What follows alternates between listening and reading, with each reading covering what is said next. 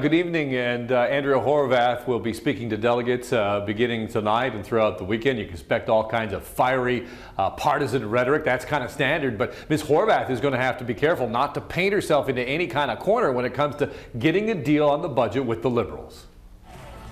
Reinforcing the point that politics is a full contact sport, Andrea Horwath hits the stage surrounded by roller derby girls. My hometown, Hamilton!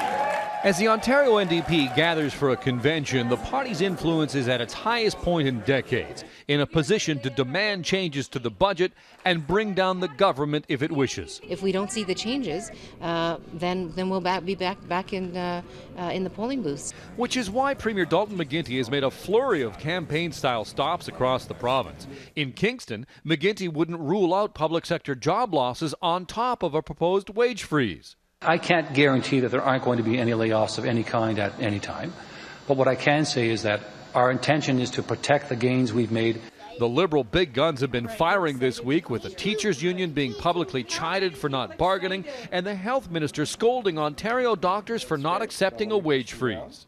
I will not look Ontario patients in the eye and tell them they're going to have to make do with less home care and less community care, because we're going to put that money into the pockets of doctors.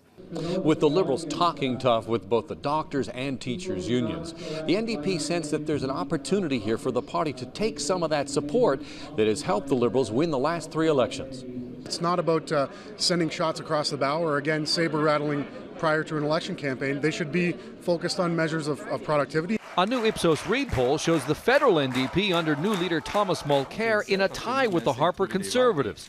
More reason for the Ontario NDP not to swerve in the high-stakes game of electoral chicken. This is a full-contact sport after all.